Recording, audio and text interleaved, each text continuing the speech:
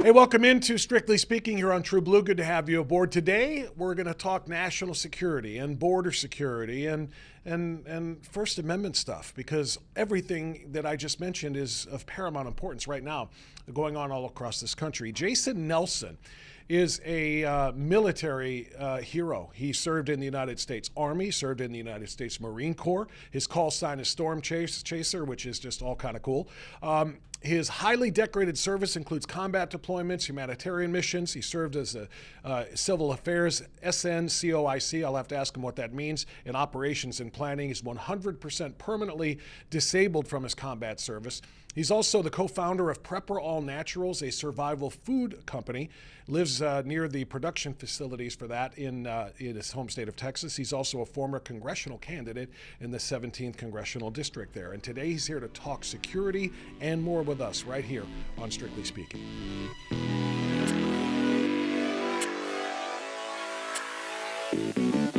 Storm Chaser, good to talk to you, man. Thanks for coming on the show with us. How are you? Hey, I'm doing great. Thank you so much for having me on today. It's a beautiful day here in Texas, and it's not yet 1,000 degrees, so we're enjoying it. Tell me about Storm Chaser. Because I hear that, I think of those tornado people who follow them around and videotape tornadoes from their pickup trucks. What's Storm Chaser? Yeah, no, this has nothing to do with that. It's I funny. figured.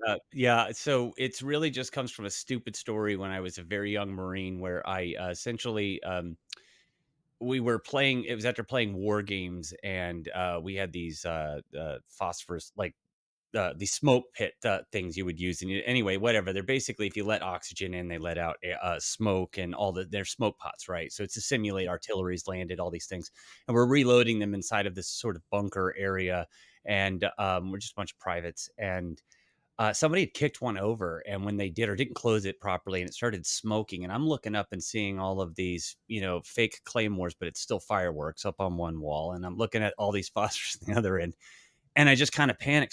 I yell out to everybody, "Hey, get out of the way!" And I start throwing them out of the way.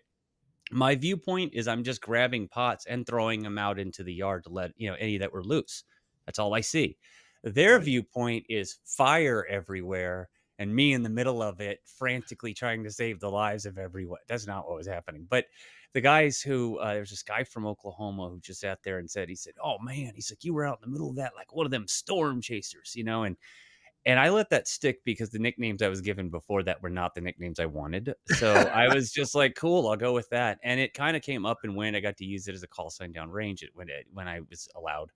And, it's those things that you just stick with it because I have often found myself in the middle of just firestorms, and I'm just I don't know why. Maybe I'm magnetically drawn to them. I'm a low rent Forrest Gump, but or maybe it's because I constantly insert myself into the world and decide to try and make a difference. I'm not sure, but somewhere in the middle is where it falls. And my children all have great names: Danger, Thunder, Lightning, Tempest, and we have a fifth on the way. So we Whoa, whoa, play whoa, with whoa, it as whoa, a whoa, family. whoa. Those are Yeah. their actual names or your nicknames for them? No, no, those are their actual names. I'll admit out loud they're their middle names, but that's because we, don't have a desire to give their names out to the public. But their middle names are all Danger, Got Thunder, it. Lightning, and Tempest, and then we have a fifth one on the way. I love it. I absolutely Yeah. love it. Now, you know what you did though, as cool as Storm Chaser is, and great story. And I didn't think that you were a storm chaser, but I thought it was a guy who likes, who's fearless, who likes to get into the middle of the storm. You're going to charge a machine gun nest. You're the guy who's going to chase I, down the trouble. Here's the thing: the difference between fearlessness and obliviousness is it's a very thin membrane.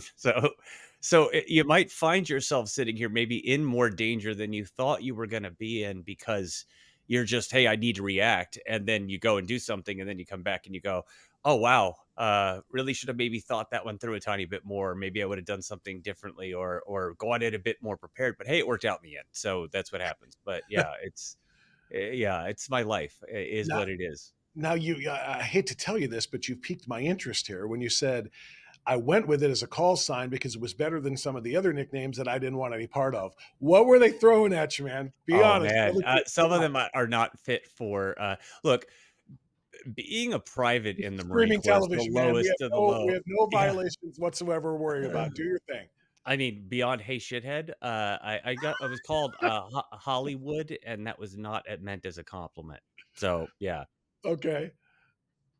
So, yeah, I think that, there were just yeah, no, there were not nice ones, let's just put it that way. I was very skinny.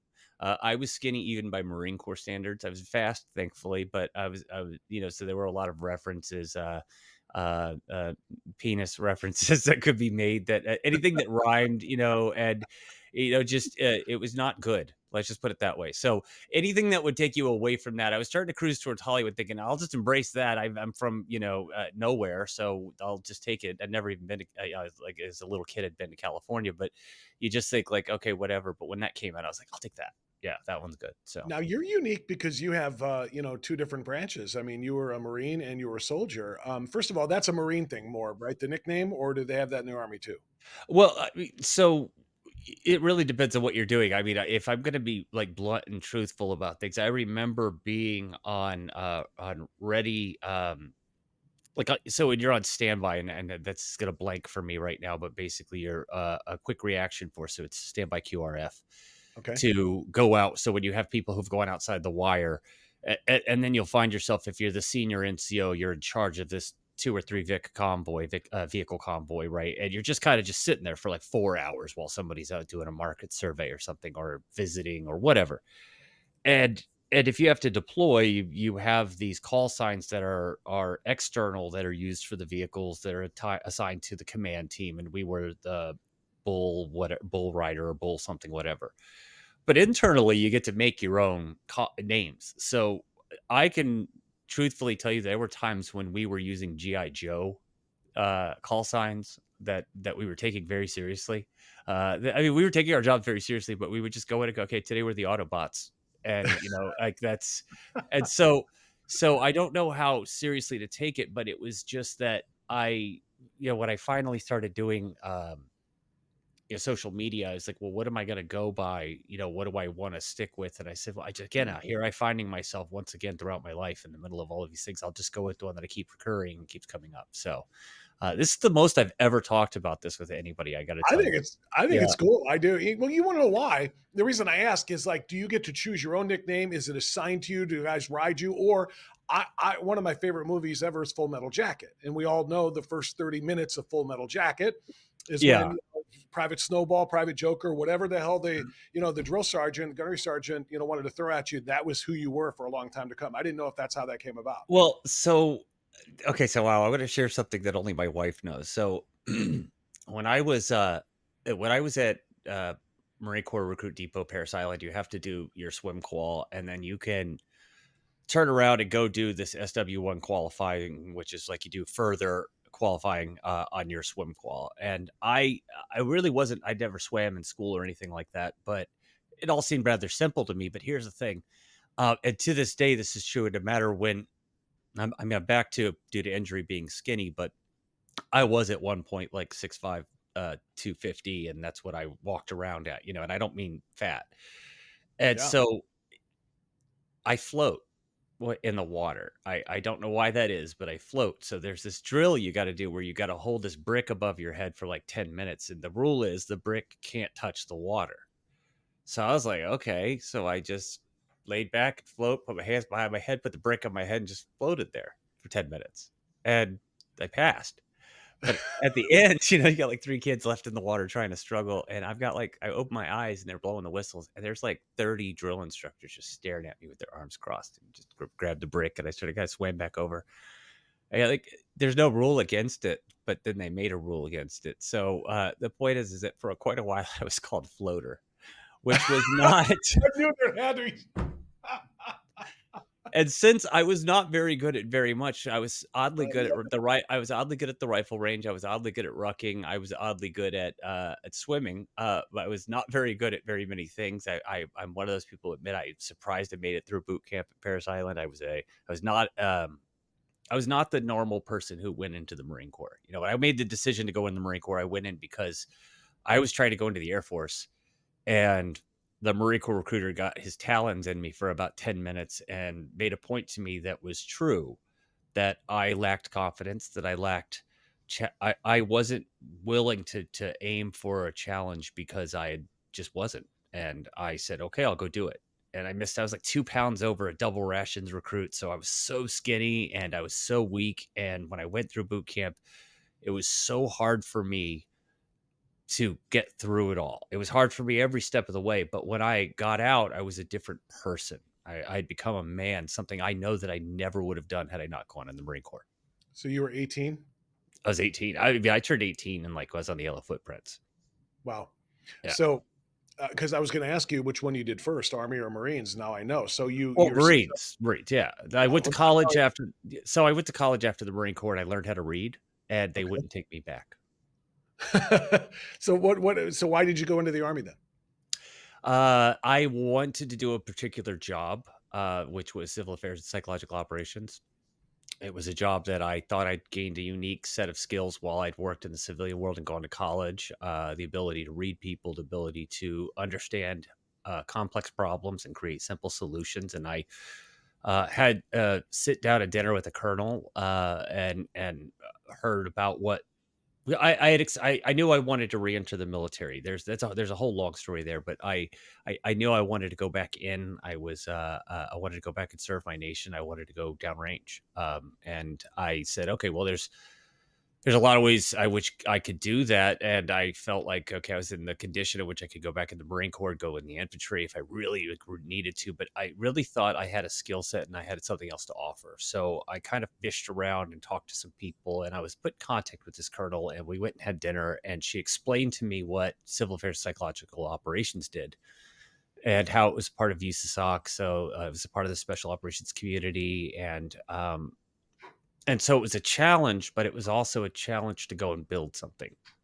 And for me, that was what I felt like we should have been doing all along. And so as far as Afghanistan and Iraq and things like that. Mhm. So I saw it as a unique challenge and an ability, a chance to apply a unique skill set I'd built, and it meshed. It meshed very well, better than I could have ever hoped for. So that's a great story, and I mean, talk about being dedicated to the country and to yourself, and you felt like you had something to offer, and you did that. That's phenomenal, especially serving in two branches like that. Is that very common? Do you know a lot of people who got out of one branch and went back in and served somewhere else? It was common enough that we would see each other and know who we were. Like it's so the Marine Corps is very different than the Army. It was one of those things where I recognized. So when I was in the Marine Corps, there was a chance, there was an opportunity where I was stationed on a Marine expeditionary unit, which is it means you're on a 3-ship flotilla. That would be an amphibious ready group. That would be one LHD and two LSDs, nicknamed. We call it the little hiding duck and the little sitting duck. But it's basically a ready force of Marines that can go in. And at the time, I would say all but 6 or 7 countries might have been able to deter us that had access to the Pacific Rim, because that's how much firepower it carried. It was meant to be an expeditionary force. And these are deployed all over the world right now in order to help keep peace in areas and in order to ensure that, we have project forward power, right? But at the time, you would go out and you would do training in the Marine Corps that, like, when we had to become special operations capable, that every Marine went and did. Every Marine went and did spy rigging. Every Marine went and did fast roping from a helicopter into the well deck of a vessel. Every Marine did, all of these things, from the armorer on down to the cook on down to the whoever, because that's what Marines do. But you don't get ribbons for that in the Marine Corps. And one thing I noticed in the Army that was very different was that the Army hands out a lot of ribbons for just, going to training or doing whatever, just stepping foot somewhere. And so it was very interesting to be with Marines, because you would notice it would be higher ranking soldiers with less ribbons, but they carried themselves and they knew their stuff. And I'm not taking anything away from the amazing soldiers I worked with, because civil affairs psychological operations is a dumping ground usually for people who've already gone through their primary MOS. So it's a branch out. It's an opportunity because somebody saw a unique skill set within them. And it's usually NCOs and above. But I did know that Marines carried themselves differently, and you could always tell, we could kind of see that brotherhood that was still there. Yeah, yeah. Well, I mean, you hear that. It's funny because I was looking at your bio. First of all, what's SNCOIC? Staff NCO, it's a staff non-commissioned officer in charge. Got it. Okay, and it says former Marine, and from what I hear, that's just them's fighting words right there. There's no Yeah, such I thing. don't know who wrote the word former there, but Yeah, yeah, it's in your yeah. bio. You got to tell your publicist get on that because it's Yeah, historic. no, I do. Yeah, Yeah, definitely. No, there's no we, such thing as a former Marine, right? That's what I hear all the time. no, I mean, once a Marine, always Marine, but I guess Yeah. you would say that I'm now sort of like, uh, what would you call it? A black sheep of the family. You know, we went off and joined the army, but the truth is that it's just again, the civil affairs. I seem to have some sort of mosquito in my house.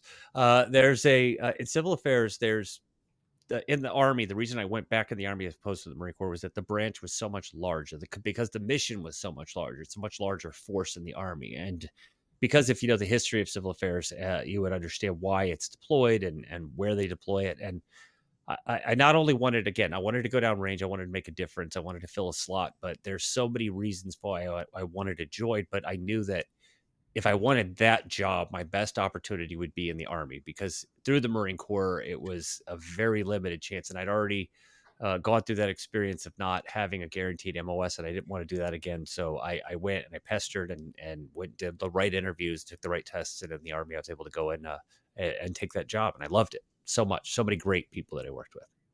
So the other thing I noticed in your bio, you are 100% permanently disabled from combat service. Tell us about your disability. What happened? Oh, I don't actually really talk about that. Oh, It's yeah, okay. I mean, I'm just I have how many 81 service connected injuries and disabilities. Oh So my. like I just got my hip fully replaced. I have to get the other Okay. one replaced. I have to get my shoulder replaced. I have to. I mean, there's just a lot broken. Yeah.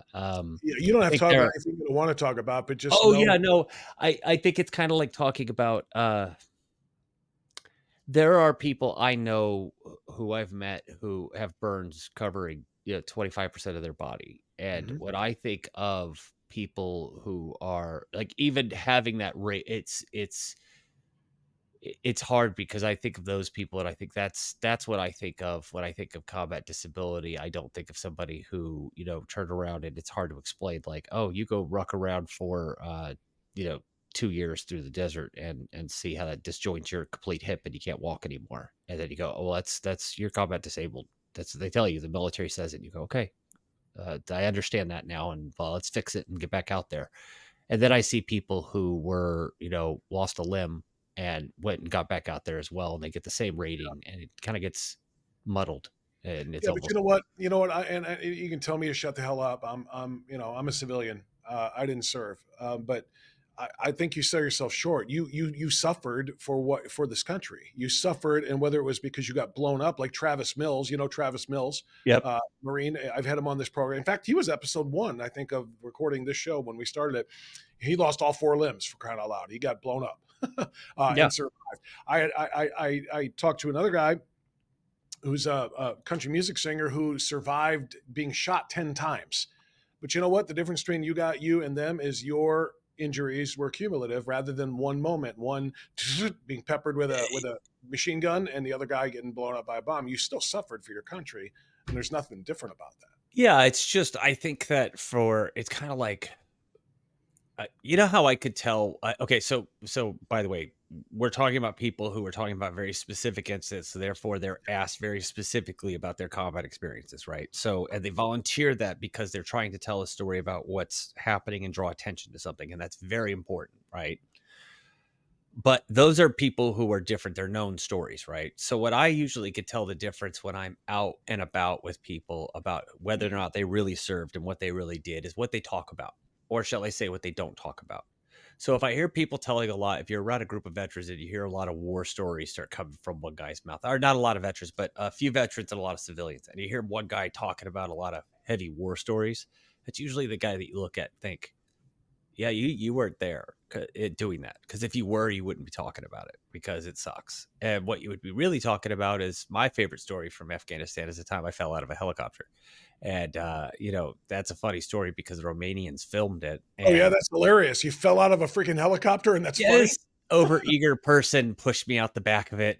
We were heading into an HLZ anyway, and it was a secure fob, but he got overeager and pushed me out, and I fell. And I mean, I fell like maybe 12 feet, but I landed splayed out eagle, broke my chest plate on my plate carrier, and it hurt. Yeah, it hurt. But the funny part is that the Romanians filmed it because it was their HLZ, and then they started playing it in their little chow tent over on the loop. Oh my And God. so I became kind of a mini celebrity for like a week on the Romanian fob because I'm an idiot.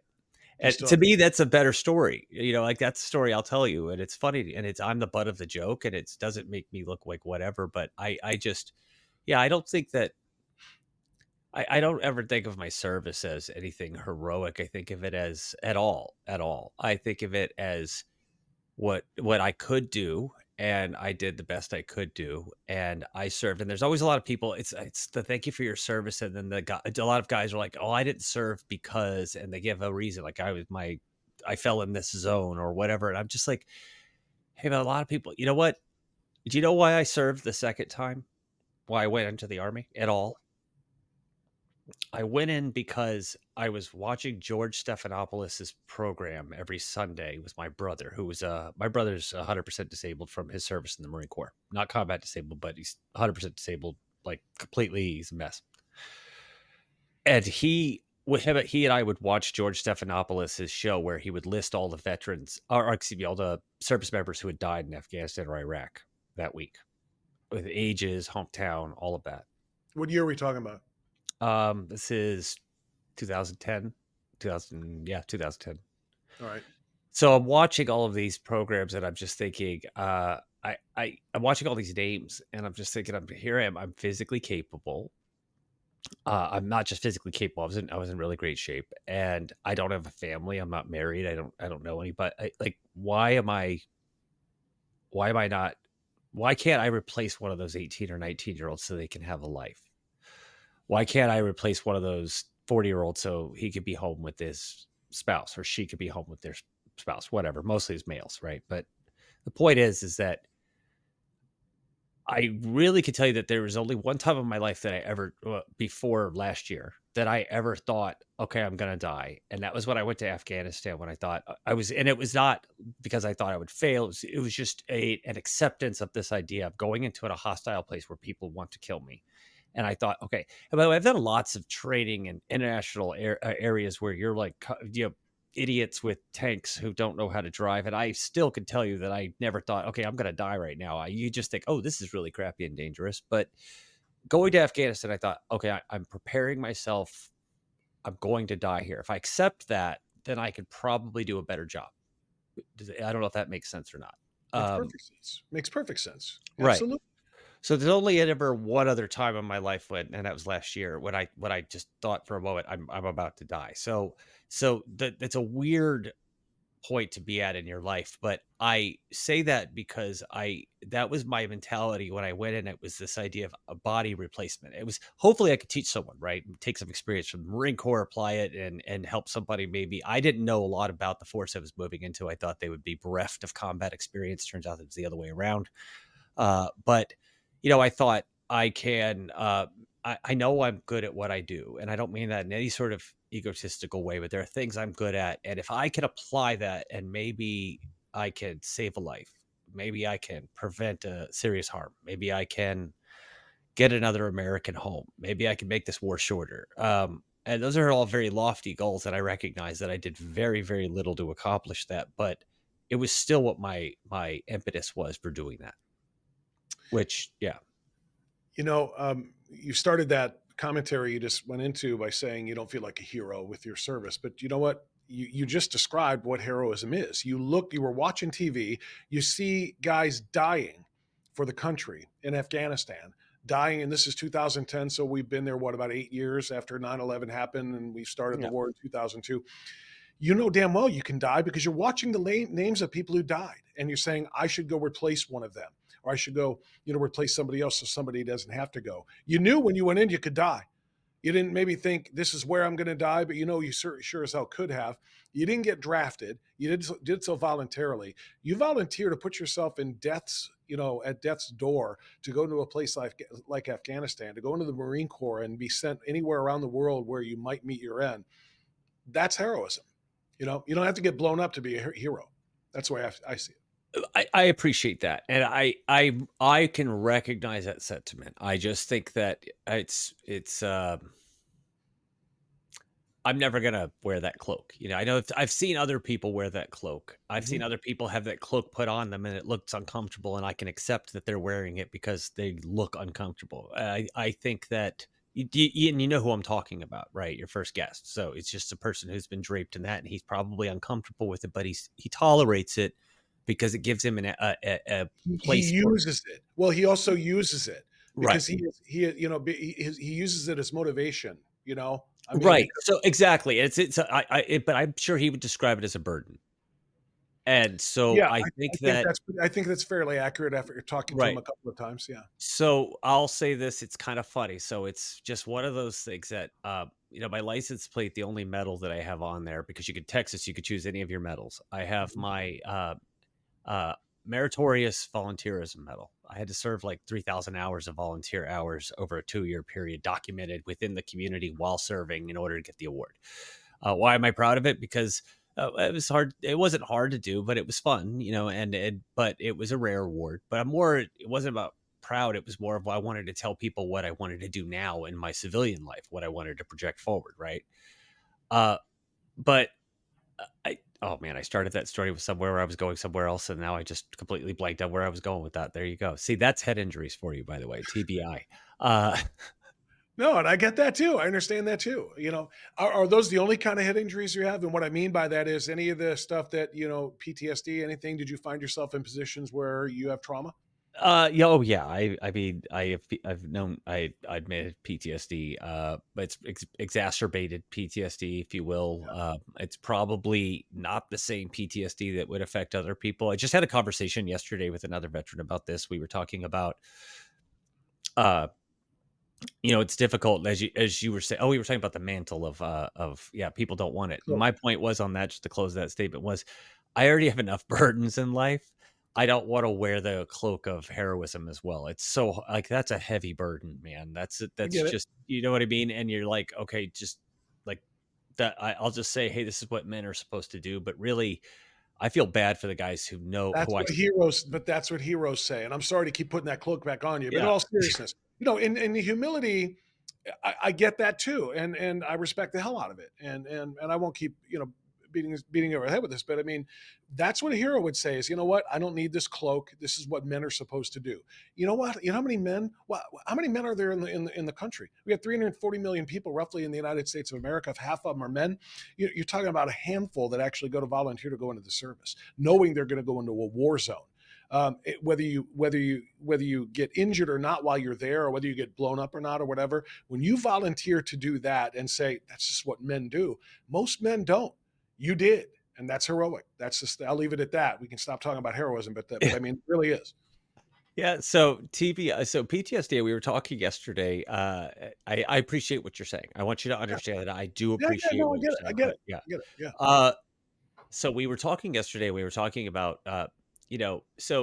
we get this term we call it FOBITs. FOBITs are guys who went to a big FOB, forward operating base like Kandahar or up in the capital, Kabul, right? Sitting in a major base with tons of amenities and things like that, and they walk around with M16s at a time when I was running around with all sorts of nomenclature on my M4, that kind of stuff. So uh you would see that and you would think, okay, like you'd hear stories about, okay, they had another rocket attack. And when you go there and stay there, every night there's a rocket attack, rocket attack.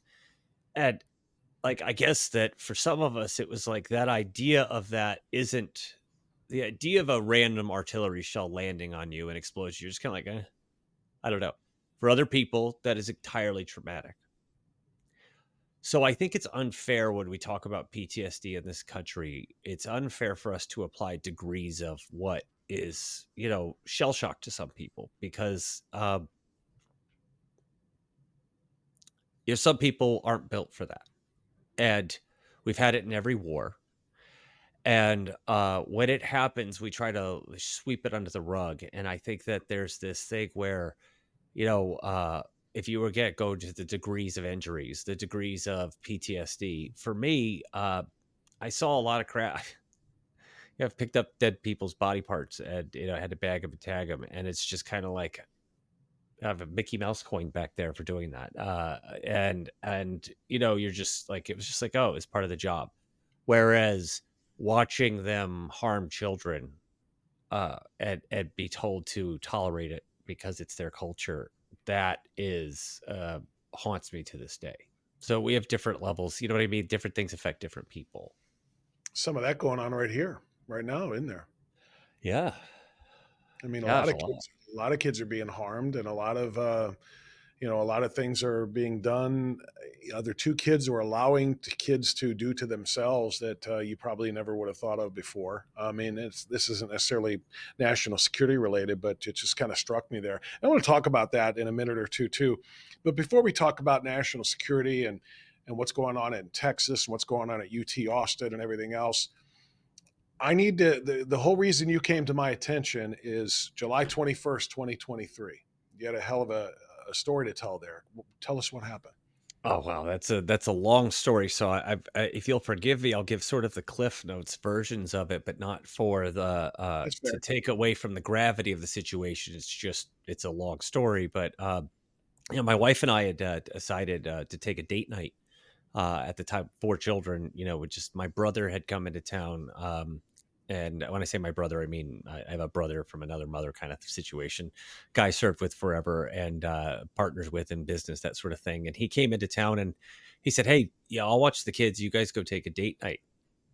Now I don't know your family situation, but with us, 4 kids and a wife, date night means you take your wife out to a nice dinner, you put her in the nicest hotel you can, and you let her take a bubble bath, and you let her sleep without anyone bothering her. That's the perfect date night that you can give your wife. So that's what we set out to do, and we went out to a local hotel. It's supposed to be, the nicest hotel here in Waco, and literally, and we got a suite and went down and had dinner in the lobby and went to bed upstairs. Fell asleep watching a movie, and at 3 in the morning we got screams woke us up from outside the hallway, and it was very close, but it sounded like a woman or a child screaming. And so I got out of bed, and my wife, we both shot up, and I was instantly getting out of bed. She's like, "Did you hear that?" And I'm like, out of bed, and I just threw on some jeans. And I didn't have my cane with me. This is pre hip replacement. So I was like kind of hobbled out there to the door. And when I opened up the door, stuck my head out, there was a woman out there screaming that there was a man trying to kill these women inside a hotel room, one of the rooms down the hall. And she was on the phone with what I thought at the time was 911. Turns out it wasn't. But and she was banging on doors trying to get anybody to respond. So I retreated into the room and I obviously had a firearm with me. I'm in Texas. And I went and got my 45 and went out into the hallway. And uh, I, to make a long sequence short, I was forced to, when I say forced to, because of the screams coming from the room and the belligerence and the threats and the shattering of glass and everything else, was under the absolute understanding that someone's life was in peril. And I banged on this hotel room door and took a position, a defensive position. Never once pointed my firearm at the man, but a massive, just 350-pound, just Goliath of a man, 6 foot something, 350 pounds, whatever, just came to the door, slammed it open, started yelling something incoherently, slammed the door. I mean, later on, it's like so weird because you go back and you look later and you see what the damage to the hotel room was. Obliterated. You're talking about glass walls destroyed. When he slammed the door, he bent the frame of the door. That's what we found out later. So uh, I did get a look inside the room and saw women cowering in there. No How one many? came out. Go ahead. How many Sorry. women? How many Uh, women were inside? So there were 2 women inside the room. The third woman had gotten out of the room. So that was the woman. That's the one who was on the phone that heard you. You heard screaming. Right. So it was like a process of me going back, assessing the situation. You got to understand that in my mind, the police have got to be on their way, or hotel security's got to be on their way. So I'm armed and I'm just wearing jeans out in the hallway. So I am just constant on a swivel trying to get, like, I don't want to get shot in the back. But through the elaborate, what was I was hearing, and again, I've heard the 911 calls, so I know that I'm justified now, but I'm trying to put you in my perspective of at the time. So you know what I mean? Like so I don't want to use a retrospective of because I've heard the 911 tapes to say, hey, this was like, but what I was hearing at the time was this guy screaming at this woman that he's gonna kill them. That he now identifies that I'm out there, so he now has no choice. And so I'm just like, sir, like, let's just come out of the room. Let's de-escalate this situation, because that's what I want. What you want to do? I just want to get him outside the room, let him close the door, that the women are there, that it's just him and I. Meanwhile, no one comes out and no hotel security. Later on, find out there's not even cameras. And so I'm up there, and he eventually does come out of the room. And I'm out in the hallway, and I have weapons pointed and the low ready. And you got to remember, I'm disabled. Like I can't walk barely. I got like a cane, and I can whatever. Not much better now, but I do have a fake hip, and my kids think I'm bionic, so that works. But he turns, which to his right, my left, and I'm looking at him, and he's walking past, and he just looks back at me. And you got to remember, I didn't follow him with my weapon. I never pointed the weapon at him, because that's assault in Texas, and he didn't have a firearm. And he just like that, he just reaches back and grabs me by the neck and picks me up and slams me into the wall. Later, I find out I get a fractured vertebrae from it, and he's just like, he's picked me up off the ground, and he goes in with his other hand and grabs for the firearm. And I instantly know that this is not a fight I'm going to win, so I've got to go. I tuck up and in and unleash a round, and he gets his hand on me, so he moves from my arm onto the firearm, and he's trying to wrest it away from me. And I'm not even thinking about the fact that he's strangling me at that point. I'm just trying to go to release the magazine. So I drop my hand and other hand down, and I'm trying to release the magazine. And he releases my neck, and we start fighting over the firearm. And he's a big man. And I don't know how long we fought, but I remember sitting there and thinking, I'm going to die right now. Like, I'm losing control of the weapon. So the only choice I'm going to have is continue to put my finger behind the trigger and hold on for dear life, and go for like eye gouges and things like that. I mean, I'm down to 170 pounds, 160 pounds, somewhere around there. And so he's tossing me around, and it's like right at that moment that I think I'm going to lose. And it's even more horrific. I think about it from my wife's perspective. My wife knows all this is going on. She hears me giving commands. She hears me begging this man to just stop and get out here. And then she hears a gunshot. And then she doesn't hear anything until she hears me calling for her, because right when I think I'm giving up the goat, I'm going to just I have no choice here, we turn and pivot, and I see there's a blood stain on the wall. And that means that I must have struck him. And so, or when we're fighting, he rubbed against the wall. So at that point, I think, okay, maybe. And it's like right when I realize that he's been shot, he just starts to sink to the ground. And I gain control of the firearm. I discharge the magazine, toss it unchambered around. I can't remember the full sequence at that point, but all I do know is I searched him quickly for weapons. No, I didn't discharge it yet, because I searched him for weapons, and then immediately went into the room to clear the room. And then after clearing the room, then came back out, and then I took the weapon apart and put it out in plain view for whatever officers would arrive. Call out to my wife, I needed towels. So then I immediately went into first aid to try and save his life, because I don't know who he was, but I didn't. So at this point, and apologies for the interruption, but at this point, do you have any idea what in the world it is that you were walking into? I mean, here's No. you got women screaming, two of them cowering and screaming in the hotel room, one screaming in the hallway who was on the phone. You go there, the door gets slammed, all of the stuff breaks. This guy attacks you. Do you have any idea what in the world is going on at this point? I mean, you don't know who this guy is. You don't know what his relationship with those girls or women are, right? Right. So I mean, there's a lot of information to process. And again, I'm trying to give the first person perspective of what I knew at the time versus what I know now.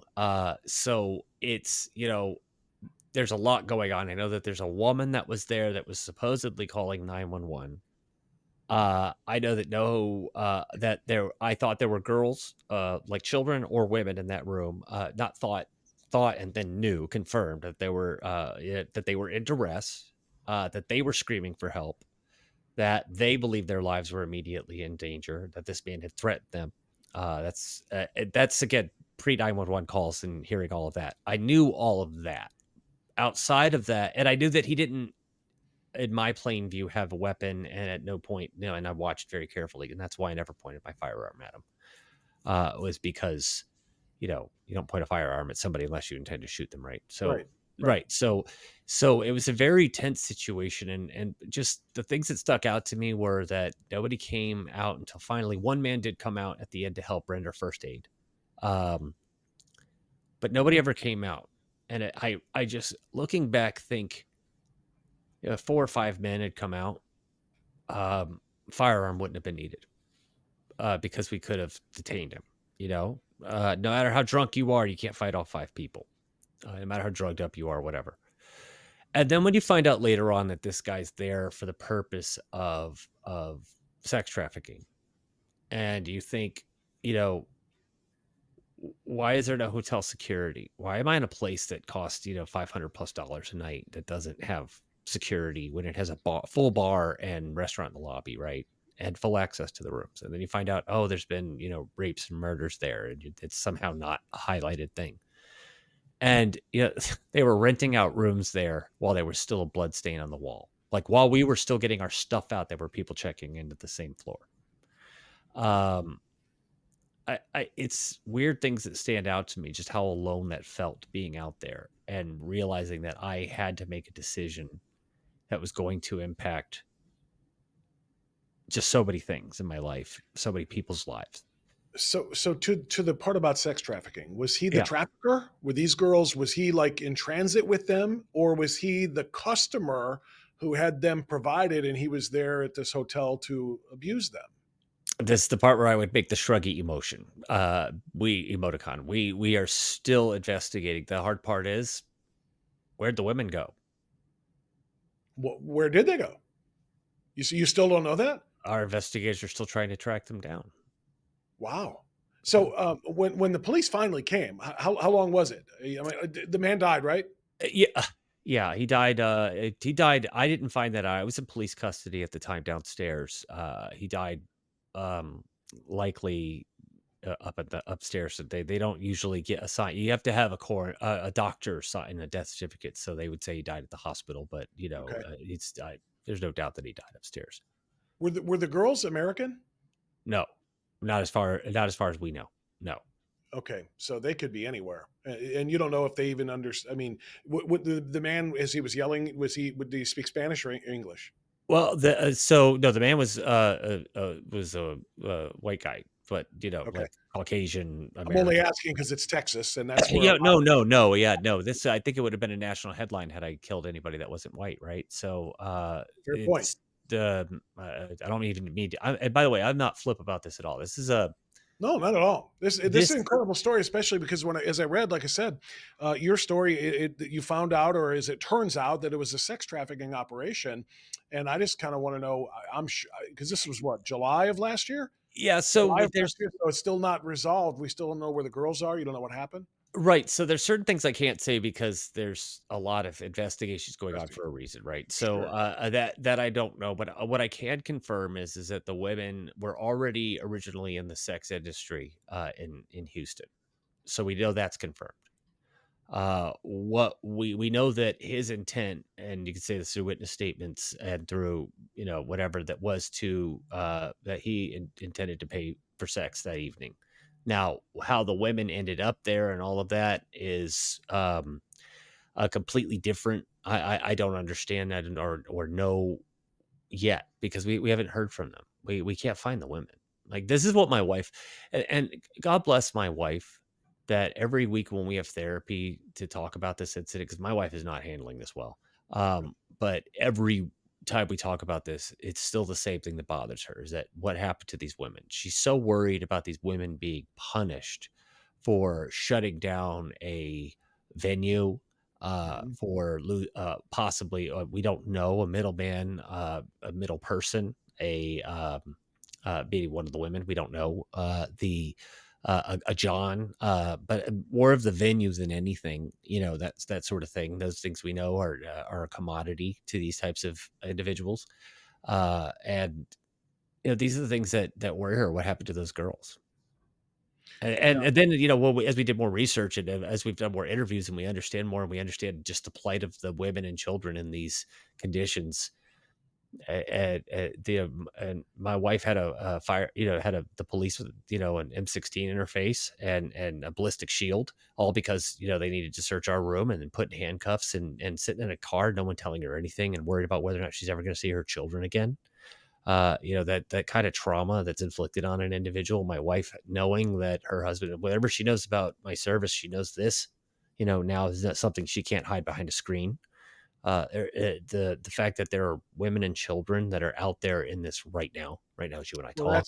that's the part I was going to get to. And by the way, just for you and your wife's sake, you were cleared, right? In the Oh, shooting. well, yes. So there was they convened a grand jury on by, I would rather, so essentially there's a way that the DA can just look at it and say, look, the officers are very clear. The evidence is very clear, blah, blah, blah. And they could just say, yeah, no, you're not going to prosecute. But here's the thing. There's, it's an open, that's a crime. If 10 years from now, somebody decided to change the laws on firearms and go on a witch hunt and pull somebody who was in the community and go, you don't want those charges out there. So what you want is you want a jury of your peers to look at it. And that's what the DA went and did. It's obviously, I'm not an unknown person around here.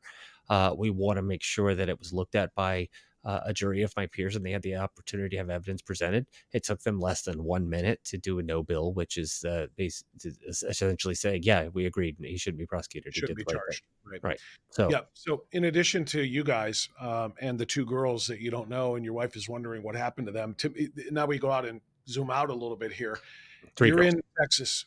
Three girls. Oh, yeah. I'm sorry. I'm thinking of the two that were in the hotel room and the one in the hallway.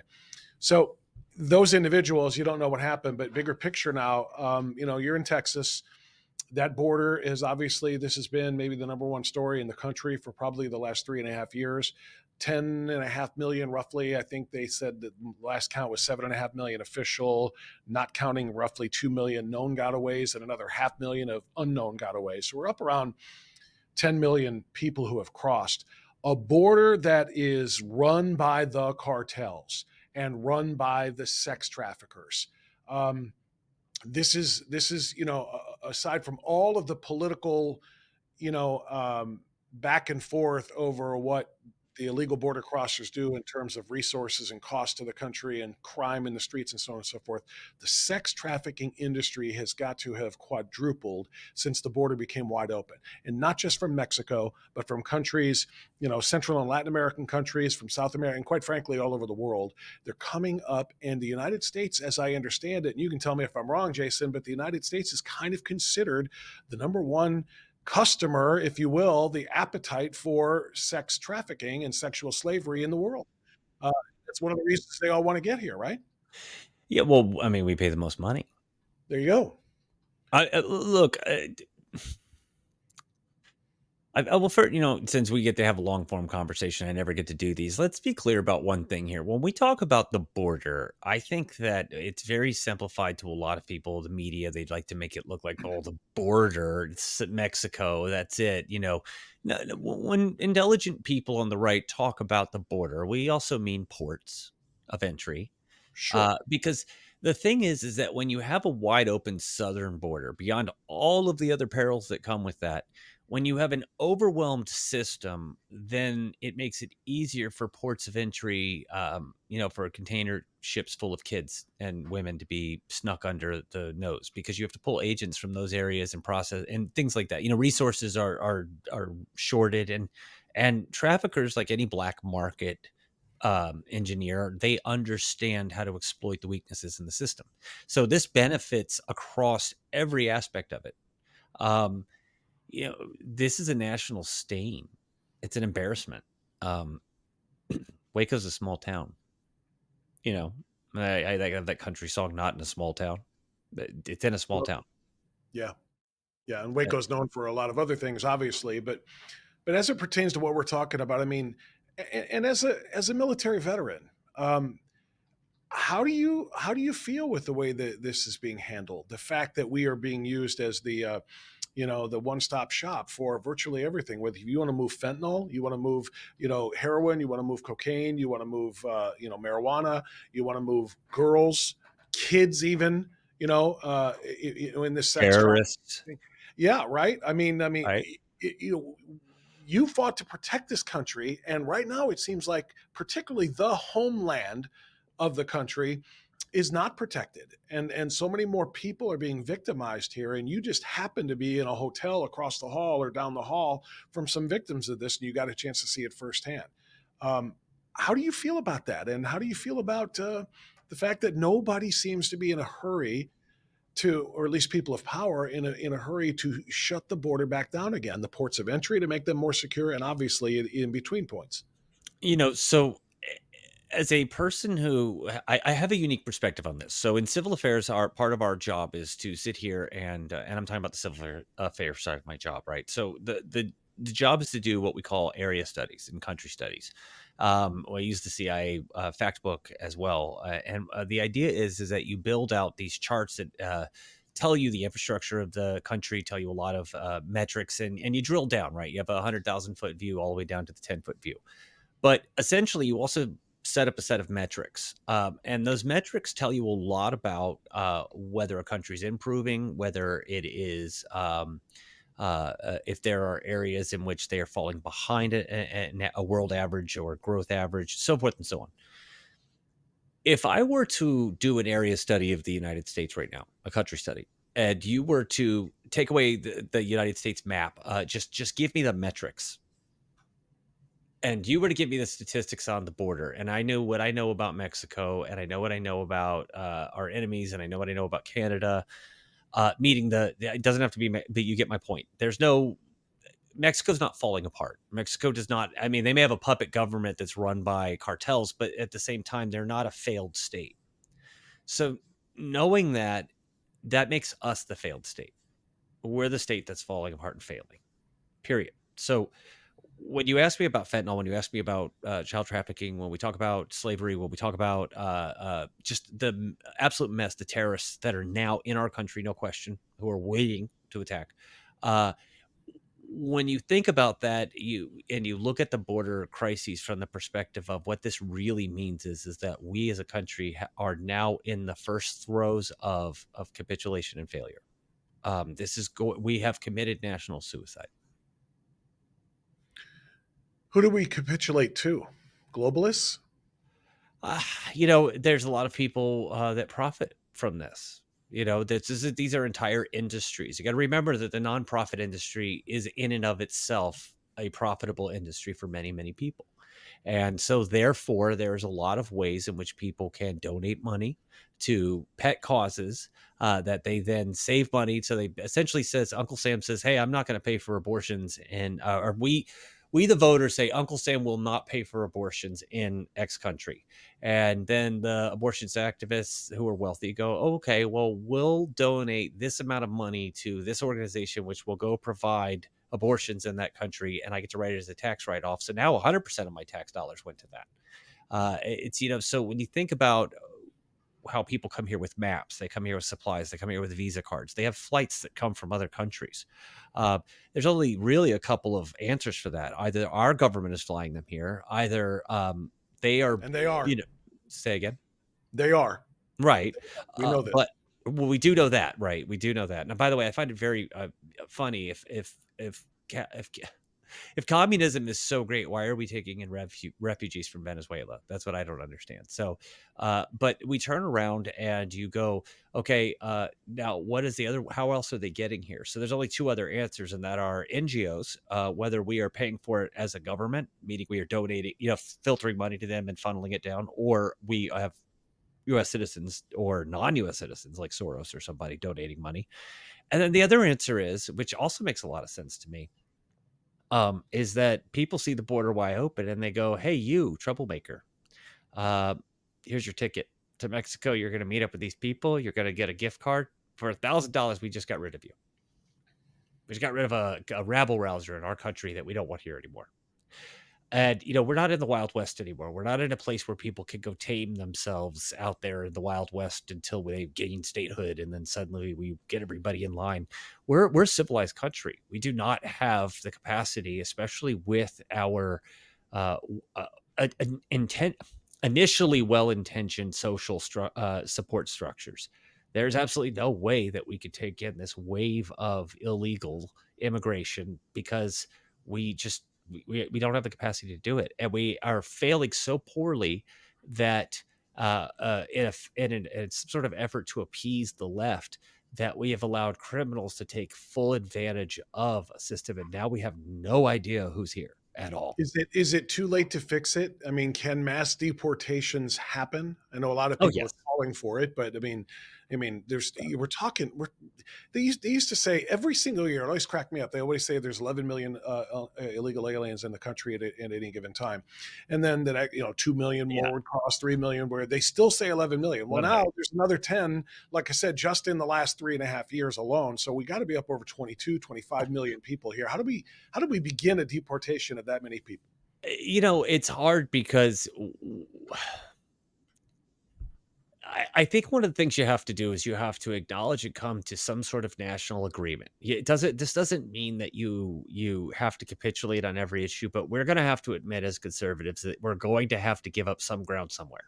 There's just something we're going to have to give up on this, right? Like we're going to have to give up a trait. I'm gonna. This is not my example, but just an example. Somebody's gonna say, "Hey, what about the mom who came here at 14, has two kids that are American kids? Shouldn't there be an exemption for that?" Whatever it is, but I would argue that as long as we maintain a case by case review of this, right? If you have a good citizen, and then all you're doing is you're putting them at the back of the green card line, but you could give them a non it, but there's a way you're going to have to sacrifice something. You can't, this idea of just grabbing every single person. Um, there's too many cameras in this country, too many No, and I, people. I don't I don't disagree with you at all. But you know what? When I ask, is it too late and is it impossible to do now? It's because of what you just said. If you do evaluate on a case by case, let's say we stipulate, okay, yeah, well, we're going to agree to, the most egregious criminals and the most egregious people we're going to kick out of here, but the mom that's got two American kids, blah blah. Doing it on a case by case basis for 25 million people, Oh it's no, going to no, no, no, no. See, no, take that's what years. I'm saying. You cut out some slivers to make, that's what you give back. I'm talking the it's like a Pac-Man, but much smaller mouth. The rest of the people, no, you just got here in the last 3 years, gone. You Okay, committed any crime, gone. You attempted so to buy a gone. I mean, there's just no question. Like you're just gone. yeah. But even for those who have been here for a while, obviously some of them are decent law-abiding citizens, other than their presence here, and other ones are not. And you're going to have to go through those on a case-by-case basis. And look at the way we are now. I mean, the Yeah, asylum courts are what, on a 7-year backlog to decide whether somebody, not the asylum, yeah, asylum, yeah. a 7-year backlog. So look, here's the thing: you can't punish people who came here and did the right thing. First of all, so any compromise you make cannot punish people who did the right thing first. So therefore, if you're forming a line, the line starts at the end, right? Exactly. Yes, So that's the immediate thing. You go, that we're not getting back on that one. Sorry. Uh, Look, you're either a nation of laws or you aren't. agreed. If you don't like the laws, change them. Hire, but elect enough representatives. Could we argue all day and forever about the process by which we fund elections, by which we have built these uniparty, by the fact that we have hidden money groups that from foreign powers that secretly basically run our government? Yeah, we can talk about that all day and night. But in the end, what we really come down to is public policy is made by people who have the loudest voice. Yeah, and everything that we're talking about is obviously important from a macro level. We don't have a nation if we don't have borders. We don't have a country if we don't have laws. And I agree with all. And then there's the specific issue of security, Oh because yeah. it's not just, these are not just, the mom that you said that's got to, I think the Chinese nationals, the last number I saw from January of 2021, when the current administration took over, until like last month, the number of Chinese nationals who have come across that border illegally in between the points of entry that have been apprehended is 6,200% higher not 6,200 bodies, 6,200%. We're talking about from like 200 to like 24,000. That's how many more have come Yeah. across. So you got to say, what are they coming here for? They're not coming Right. here to. It's well, look. Let's be fair. Our country is again. So we're not talking about rounding up any one group. We're talking about rounding up anybody who's overstayed their visa, Correct. anybody who's here illegally. Right. But Okay. Doesn't matter. some groups are more pronounced than others because of the massive increase in just Correct. the last 3 years, making you wonder what's different about this than what we've seen over the course of the last 10, 15, 20 years as far as the migration pattern. Well, let's have fun with this then. Chinese social credit scores. You know what I mean? Maybe these I are all the do. guys that had the lowest score. Maybe some of them have because they're the lowest score because they were not good citizens, as in they were bad people, or Yeah. maybe they just didn't pass muster under the autocratic state. Maybe they are military spies. Maybe they are anything. Here's a thought. Why don't we do immigration in a way that makes sense? This is what I don't understand. We know we need a manufacturing sector. We know we need to bring it back to the United States. We know we do it cleaner than anybody else does. Well, the only reason we don't have manufacturing in this country is that we step on our own feet to do it. And then you sit here and say, okay, well, could they sponsor without taking advantage of people? Why don't we go empty out the Chinese prisons of all the Christian prisoners? I'll take them. I bet you every single person who's been in prison for being a practicing Christian, I'll take every one of them if they Yeah. want to leave the state. And I bet you China would love to get rid of them. Just putting that out there. I like why I don't understand our choices. Why the choices we make. It is so much less expensive to fix the problems in certain countries through not nation building, but through just by helping those countries get back on their feet than it is to take in their refugees and try and put them up to the standard of living that we have. Because what we end up doing is actually lowering this accepted standard in society.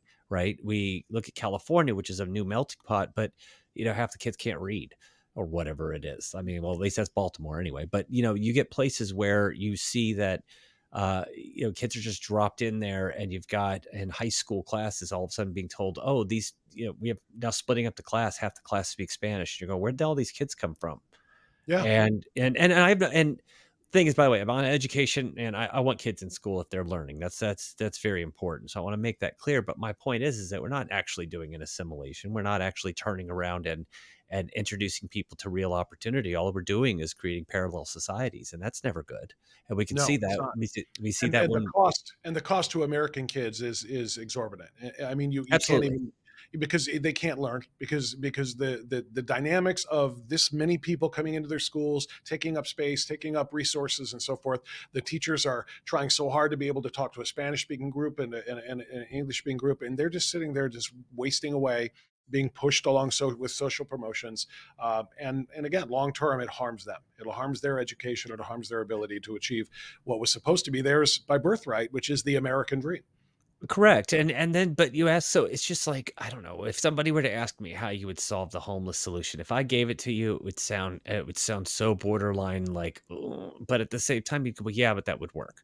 So every single time it's so hard to talk about these things. It's so hard to actually have a real conversation and say, hey, we don't want a bunch of people who come here and wave the flags of it's one thing to claim your heritage and then say this is how we're adding to the melting pot. It's a whole nother thing to sit here and say, no, this is who I am and I'm not an American. Then why are you here? But Exactly. if you are here, isn't there an orderly way in which we can do this without also creating you don't want to create a community. Like I see what's happened in Michigan, where you see a lot of schisms in there because you moved a lot of the Somali, and the idea was, hey, we'll move them all to one area so they could build a community and they can have one another to lean on. But then you had the same problem of now all of a sudden they are a separate community. They have separate ideals. They have separate everything. And you go, that okay, that's not the right answer. So again, these are complex problems, but I do see some simple solutions, and I do think there's ways that we can quote unquote take it to our advantage, and we don't need to abuse our the people who've worked so hard to come here and who are working so hard to legally be in this country. I am so proud of every person who goes through that process. Just I've been at naturalization ceremonies for service members, and I'm proud of that. But at the same time, I do think that we've overwhelmed the system, and we clearly know where these people are, and it's time we send them home. Yeah, that's exactly right. And the first ones I want to send home are the ones who came here looking for an opportunity and an education on a student visa, and then are now packing college campus quads and screaming death to America, death to Israel, and death to America.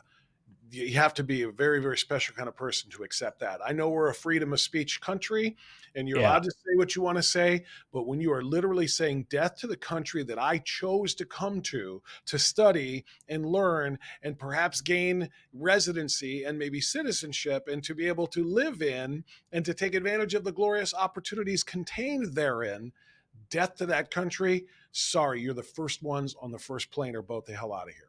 Right. Face that. So yeah, my rules on protests are pretty straightforward. So if you are not, if, first of all, you got to be legally here, right? I don't want to hear Yes. your mouth otherwise. I'm sorry. I just genuinely have nothing. If we are not violating your basic human rights, and your basic human rights, by the way, if someone can argue about the constitutionality of whatever, you are not a citizen in this country. You were afforded, in my opinion, your basic human rights, and then you're going. Again, just Try to cross the flip it. Try to imagine being on a vacation in I don't know, Beijing or Shanghai or somewhere, and you want to see the Far East and going there and then joining a protest against the people, the government. You know what I mean? Not I that don't I know would if want I to could visit, think not of that I I would want could to visit a communist country like that, but you understand my point. Saying I I'm a visitor do. here, and I'm going to tell you how to do your thing. I What? could think of more glorious ways to die, but yes, I think that would be really dumb. No, Yeah, but we're also talking about autocratic states, so we walk a fine line. But the end result is this: is that what people have the right to free speech, in my opinion, the people who have the right to free speech are citizens. That's it. Now, when you're talking about someone who, let's say, is an asylum seeker, okay, let's use a very specific example. Are you from Mexico? Did you jump a direct flight from China? You snuck in on a container ship. Okay, I'll hear your case. We're the first country you came to. If that's the case, I'll hear your asylum case. But if you're not, if you came through Mexico and you traveled from I don't know where, guess what? Mexico provides amnesty. bingo. So we don't want to hear it. Nope, sorry, go on back. And if they go, well, Mexico won't take me now. That you got to take that back with your visa back home, buddy. That's not us. Yeah. Sorry. Find a And the country problem that for us, by the way, is that's actually a China thing. China will not take back any of the illegals that are caught here. We're catching, like I said, some 24,000 of them have been apprehended, trying to send them back, and China will not take them back. Now, well, what do we China do? will. Yeah, well, so again, where did they come here from? Well, they use Mexico as a land bridge like so many Right. others. So So where should they be going I back don't to? even know. Yeah, I mean, you're right. I mean, and of course that go. I don't want Port to of get into entry, man. political. I don't want to get into political, apparatus here. But I mean, obviously, when the last president was in charge, they negotiated and remain in Mexico policy. If you come through Mexico to come to the United States, and this is where you want to be, then you wait there for us to think about having an asylum hearing for you. And Yeah. you got the Mexican government to agree to it. But obviously, things have changed now. So, well, we're not going to solve all this in one conversation, Yeah. Jason, but we are out of time. I want to thank you for telling your story. I wish you and your wife the best, continuing with your therapy or whatever it is to take that you need to get past that horrific situation from last July. And I appreciate you sharing that. And moreover, I really appreciate you talking national security with us, talking about the military, talking about your own experiences.